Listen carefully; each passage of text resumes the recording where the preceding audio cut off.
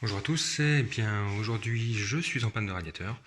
Eh bien on va voir comment on peut essayer de réparer ça. Donc le radiateur, c'est une marque Brico Dépôt qui s'appelle Warm Comfort, qui est aussi vendue à Castorama sous la marque Bliss. Donc on va regarder ce qui est possible de faire.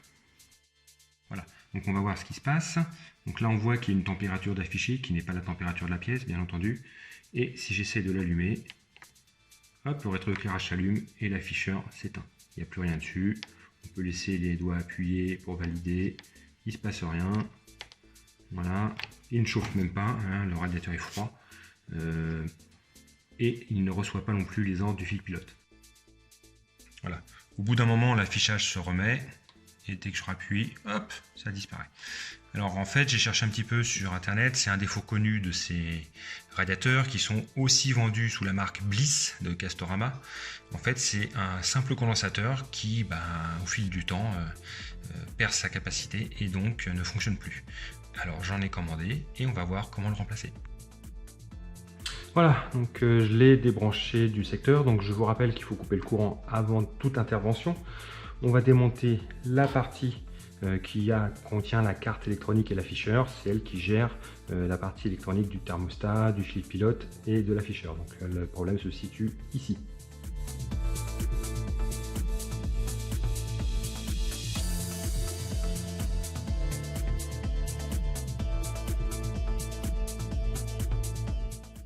Hop, on retourne tout ça. On dégage les fils. Alors tout se cache derrière ce petit boîtier que l'on va démonter. Voilà, on va découvrir la carte électronique qui est ici.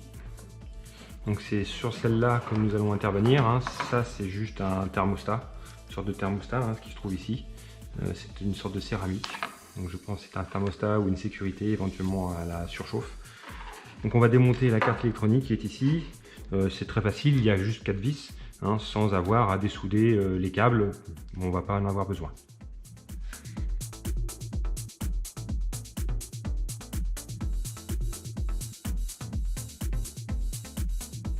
Voilà, donc la carte est libérée. On voit ici le condensateur que je pense être le coupable.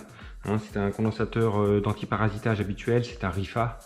C'est bien connu des électroniciens sur les micro-ordinateurs des années 80-90. Ce condensateur sert aussi à faire chuter la tension du secteur qui arrive ici pour permettre d'alimenter la carte électronique sous des tensions plus acceptables de l'ordre de 5 volts. Ce condensateur présentant une résistance assez élevée va permettre de faire descendre de 220 à 5 volts qui est ensuite redressé par ce pont de diode et filtré éventuellement par quelques petits condensateurs. Je suis fort convaincu que ce condensateur est fautif. Je vais donc le remplacer. Voilà, donc le fer à dessouder, c'est un fer à dessouder, est chaud.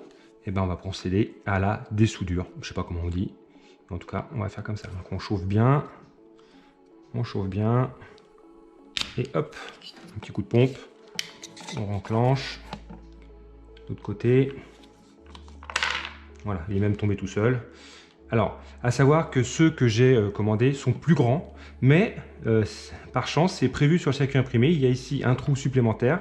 Il suffit juste de le déboucher.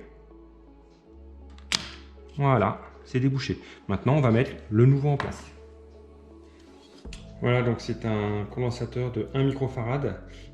C'est un RIFA, c'est un condensateur habituellement utilisé pour le déparasitage. Les références sont assez faciles à trouver. Je vous mettrai dans la description un lien pour en acheter des nouveaux. Il n'y a aucun souci, ça se trouve très facilement pour quelques euros sur eBay, de l'ordre de 2 € le condensateur, donc ce qui est très peu cher. Et maintenant on va procéder à la mise en place du nouveau. Voilà, comme je l'ai dit, le nouveau est plus grand, mais c'est pas grave parce qu'il y a la place sur le circuit imprimé, donc il n'y a aucun souci pour le fixer, il suffit juste d'enlever la soudure qui bouche le trou et on va le mettre en place. Il n'y a aucune polarité, donc on peut le mettre de n'importe quel sens. Généralement on met l'écriture de façon lisible, bien sûr non cachée par les autres composants. Voilà, donc il est en place, et on va juste souder. Donc j'ai de la soudure ici, le fer à souder est bien chaud, on y va. C'est pas évident de tout tenir en l'air comme ça, donc je ne sais pas si vous voyez correctement, mais bon, de toute façon, il n'y a que 2 soudures à faire, c'est très accessible à n'importe qui, il n'y a pas de difficulté, faut bien chauffer, bien attendre que la soudure se répartisse sur les pistes. Voilà, on attend que ça refroidisse un petit peu, on peut aller mettre l'autre en face. Hop, voilà, ça se fait très facilement.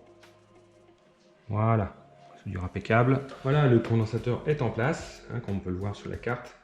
Et ben, il n'y a plus qu'à tout remonter.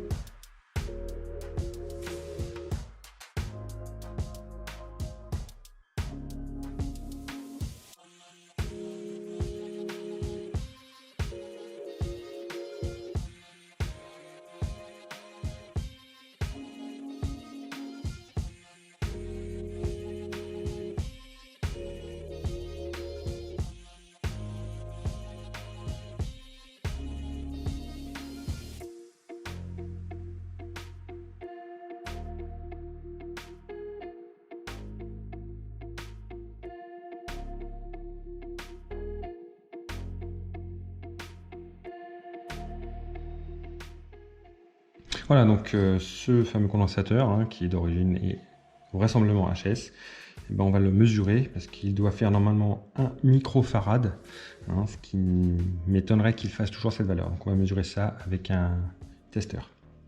Voilà, le testeur est raccordé au condensateur, on voit ici. Et ben, on va l'allumer et voir quelle valeur il affiche. Voilà, alors la valeur est de 137 nanofarad, soit près de, si je ne me trompe pas, 10 000 fois moins. Donc ce n'est pas étonnant qu'il ne fonctionne plus. Il est vraisemblablement claqué. Il n'a pas trop aimé les coupures habituelles d'EDF qui durent quelques secondes et du coup ça se remet en route, ça se recoupe, ça se remet en route. Et ça n'aime pas trop. Donc on va reconnecter le radiateur et vérifier s'il fonctionne. Voilà, je l'ai rebranché, j'ai réactivé le disjoncteur et comme on peut le voir déjà, la température est plus correcte que ce qu'il y avait avant, qui affichait 17,5. Le bouton fonctionne, donc on l'entend cliquer. Alors l'affichage, vous ne le voyez pas, mais moi je le vois. Voilà, si on se met un petit peu sur le biais, on voit, ça c'est lié à la procédure de film avec le téléphone. Voilà, donc on voit ici qu'on a la gestion de la programmation. Donc moi je l'utilise en fil pilote, donc je peux changer le mode ici, normalement. En laissant appuyer.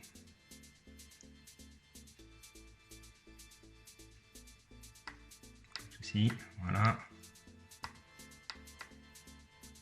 On voit pas très bien à cause de l'éclairage rétro éclairé, de l'éclairage bleu. Mais effectivement, il change, voilà, on l'entend cliquer, il change de température. Voilà, là il est en mode fil pilote. Donc, on va mettre la température. De toute façon, je le sens bien, il chauffe. Maintenant, il ne chauffait plus du tout avant, là il s'est bien mis en chauffe. Voilà, 18,5, ça fait pas mal. Voilà, donc la température est réglée, il est en train de monter tranquillement, donc là vous ne pouvez pas le voir bien sûr, mais moi je le sens bien, il est bien chaud, donc il refonctionne à nouveau. Et ben, c'est une réparation réussie. Voilà, j'espère que cela vous aura aidé, et bien merci et à bientôt.